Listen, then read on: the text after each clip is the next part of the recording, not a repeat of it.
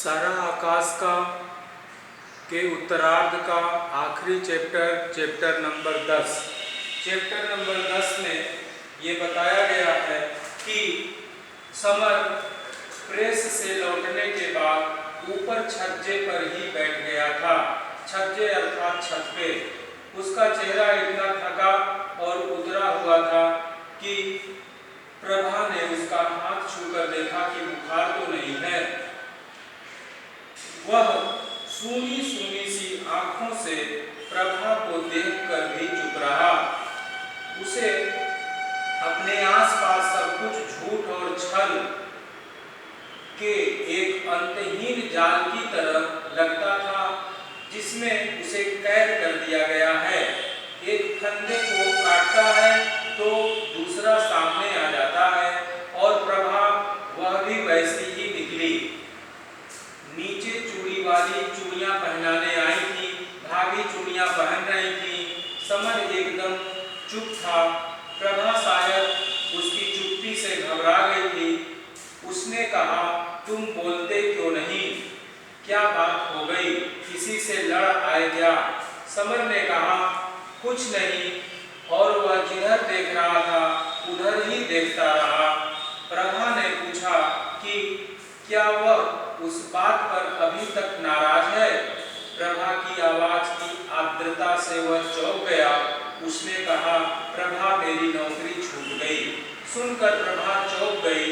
इतने में नीचे से अम्मा जी की आवाज आई, बहू, अरे ओ बहू, जरा नीचे तो आ बिटिया। प्रभा ने कहा, आई अम्मा जी। समर ने बताया कि प्रेस का मालिक कहता था कि 15 दिन तो काम सीखा, इसलिए कुछ नहीं मिलेगा और कागज पर 75 रुपए वेतन होगा, पर मिलेंगे 60 रुपए।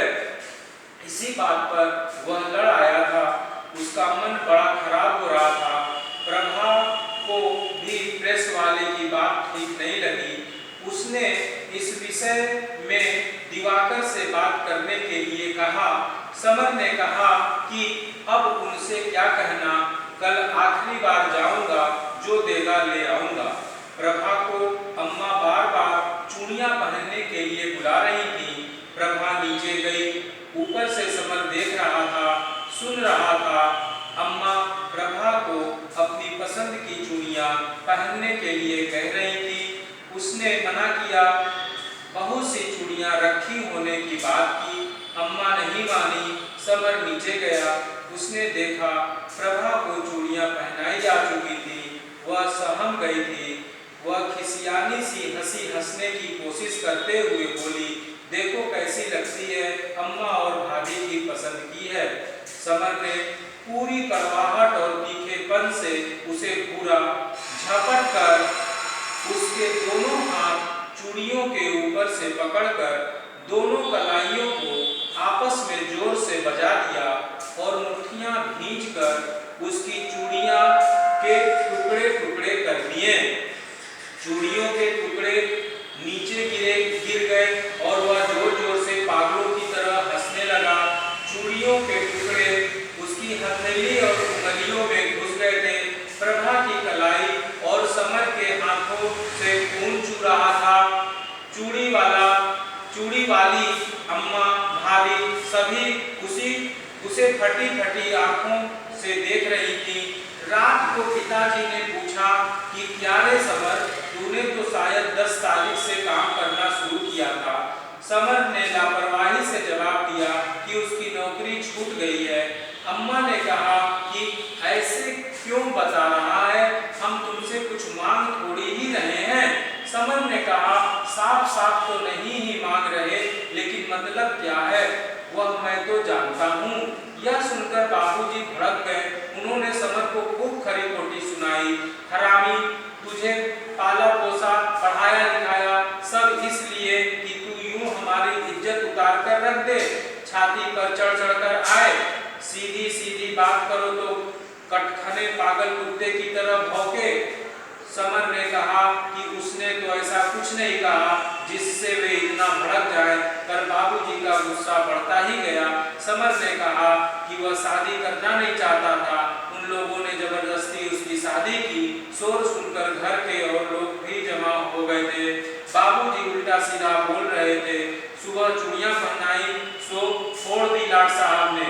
किसी का अब हक थोड़े ही रह गया है तुम पर और तुम्हारी बहू पर। तू तो ऐसा ही चला आया था ईश्वर के पास से। अपने लिए पढ़ ले, अपने लिए कपड़े आ जाएं, अपनी बहू का साथ श्रृंगार हो जाए, बस इतना ही अपना हो जाए। जब तक कोई कुछ बोले कहे नहीं, तब तक सिर पर ही चढ़े चले जाते हैं। आखिर जब सुनना दूभर हो गया तो समर ने पूछा कि वह बहू के लिए कौन सा साथ श्रृंगार लेकर आया है। बाबूजी का गुस्सा और बढ़ गया। जवाब पर जवाब देने से वे अपना अपमान महसूस कर रहे थे। वे गुस्से से कांपने लगे। समर अभी संभला भी नहीं था कि उन्होंने लात, घूंसे और थप्पड़ों की बौछार शुरू कर दी। हाँफते जा रहे थे और मारते जाते थे।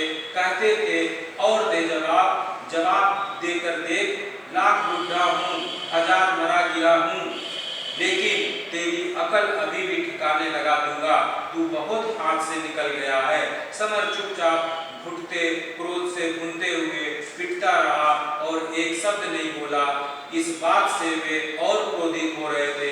बाबूजी को भाई साहब और अमर ने पकड़ लिया था। बाबूजी ने कहा, निकल जा मेरे घर से, निकल जा, हट जा दूर मेरी आंखों से, डूब मर कहीं कुएं तालाब में। कम वक्त कमीने, हम तो शुरू से ही रंग ढंग देख रहे थे, अब पढ़ने लगे हैं ना। झगड़े की आवाज सुनकर पड़ोसी भी आ गए थे। समर ने कहा कि वह चला जाएगा, पर बाबूजी को गुस्से में यह पता नहीं था कि वे क्या कह रहे हैं। उन्होंने उसे उसी समय निकल जाने के लिए कहा, उसका सामान निकालने के लिए कहा, अपना सामान उठाकर अपना ठिकाना देखने के लिए कहा, फिर कभी वापस न आने की बात कही। हमारी तरफ से कहीं मरो, बाहर सड़क पर पड़ो, हमारे बस का नहीं है साढ़ों को पालना।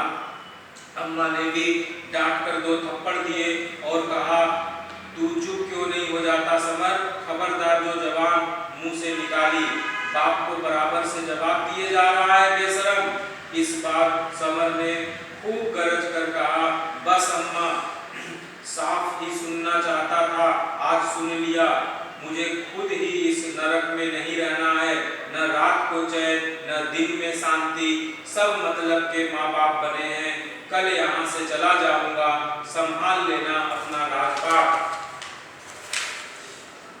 पूरा घर समर को कोस रहा था। समर के मन में आया कि क्या राम सीता भी इसी तरह बढ़ गिरकर घर छोड़कर तो नहीं गए थे। अंदर ही अंदर वह हंसा और उसके दिमाग में एक ही तस्वीर कौलती रही, आगे आगे टीन का बक्सा लादे मैं और पीछे पीछे ठिठकती चलती प्रभा और शायद उसके पीछे रोता हुआ कुंवर। पूरी रात समर गुस्से में घूमता रहा। विचित्र सी आवाजें दिमाग में आ रही थी। उसे लग रहा था जैसे दिल की जगह किसी ने भारी पत्थर रख दिए हो और उसके बोझ से उसकी सांस घुटी जा रही हो, जैसे हार्ट फेल हो जाएगा। ऐसा लग रहा था जैसे पानी की सतह पर लिटाकर किसी ने उसकी छाती पर पांव रोक दिया हो। उसे ऐसा लगता रहा जैसे रात भर पानी बरसता रहा। बार बार चौंक कर उठ जाता कि अभी बंद हुआ या नहीं। प्रभा ने डरते जगते उसे छूकर जगा दिया। 4 बज गए, जाओगे नहीं आज? कई बार प्रभा ने समर का माथा छुआ था। माथे पर कुछ मलती भी रही थी। समर ने उठकर मुंह धोते धोते पूछा कि रात को पानी बरसा था क्या? प्रभा ने बताया कि नहीं। समर को याद आया कि आज उसे यह घर छोड़ देना है, उसे घर खोजना होगा कहीं भी, कितनी भी मुसीबत से। प्रभा ने खाने का डिब्बा चारपाई पर रख दिया। समर ने उसे उठाकर जेब में ठूस लिया। कोट पहनते समय हथेलियों में चूड़ियों के टुकड़े चुभने की तकलीफ थी। वह नीचे उतर रहा था, तभी बाहर किसी ने कुंडी खटखटाई। ऊंची आवाज में कहा, तार लेना साहब। तार लिया, उसे खोला। लिखा था मुन्नी एक्सपायर्ड, मुन्नी मर गई। तार की बात सुनकर भाई साहब और बाबूजी घबराए हुए नीचे उतर आए थे। समर ने बताया, लिखा है कि मुन्नी मर गई, साफ नहीं लिखा कि उसे मार दिया। उस तार की प्रतिक्रिया देखे बिना समर भारी मन से चला गया। वह गाड़ी में बैठ गया था। गाड़ी चलती रही और समर खिड़की से बाहर देखता रहा। उस समय उसके मन में एक ही बात कानों में पेंडुलम की तरह टकरा रही थी, उन्नी को मार दिया गया। आज समर बहुत हताश हो गया था। उसने अपना हाथ माथे पर फेरा, धीरे धीरे हथेली से ठोका भी। गाड़ी अचानक रुक गई थी। दूसरी ओर स्टेशन आ गया था। उसे वहां उतरना था। वह उस दिन ऐसे बैठा रहा जैसे उतरना ही न हो, पर रेल ने सीटी दी तो अचानक याद आया कि उसे तो वहीं उतरना था। झट दरवाजा खोला और नीचे गिट्टियों पर उतर आया। खाली पटरियों पर पांव रखा ही था कि देखा कि इन्हीं पटरियों पर दूसरी दिशा से गाड़ी दिल्ली से चली आ रही है। अचानक मन में आया कि यदि वह स्वयं को इसके सामने डाल दे तो जिंदगी की मुसीबतों से छुटकारा मिल जाएगा। उसे लगा कि वह इंजन के सामने जा पड़ा है। वह उसने क्या किया, उसे लगा बढ़ते इंजन का पंखा उसे छूने लगा। वह पंखा पकड़ लेता है और प्रभा की निरीह सूरत सामने आ जाती है। पंखा छूट गया था और वह चीखना चाहता था, प्रभा, और खुले मुंह पर इंजन चढ़ता चला गया। सारी तस्वीर सजीव होकर सामने आ गई थी। उसे लगा कहीं वह ऐसा कर ही न डाले। गाड़ी सामने आकर खड़ी हो गई। उसके सामने दो डिब्बों के जुड़ने वाली खाली जगह थी। मन में आया हैंडल पकड़कर उस डिब्बे में जा बैठे और अगले ही क्षण उसने अपने को बंबई से विदेशों को जाने वाले पानी के जहाज में खलासी के कपड़े पहने हुए देखा। फिर वह तस्वीर पोपी पहने, दाढ़ी बढ़ाए, कमंडल लिए साधु के रूप में बदल गई। उसे लगा कि वह काली कमली वाले बाबा के आश्रम में कंबल लपेटे पड़ा रहता है। प्रभा कई और बूढ़ी स्त्रियों के साथ आकर खड़ी हो जाती है। वह उसे नहीं पहचानती है, पर वह पहचान लेता है। फिर लगा लोग उसे जूतों और लाठियों से पीट रहे हैं, क्योंकि वह नहाती हुई एक जवान औरत को प्रभा के नाम से बुला रहा था। फिर सारी तस्वीरें गायब होकर एक बड़ी तस्वीर में बदल जाती है। अखबार में उसकी तस्वीर छपी है, प्रिय बेटा समर, तुम्हारी माँ की तबीयत बड़ी खराब है, एक बार तुम्हें देखना चाहती है। सामने वाली ट्रेन की सीटी से वह चौंक गया।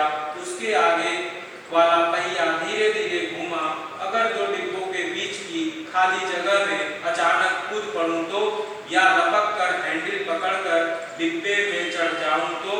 समर के मन में एक ही बात चल रही थी, कूद पड़, चढ़ जा, कूद पड़, चढ़ जा।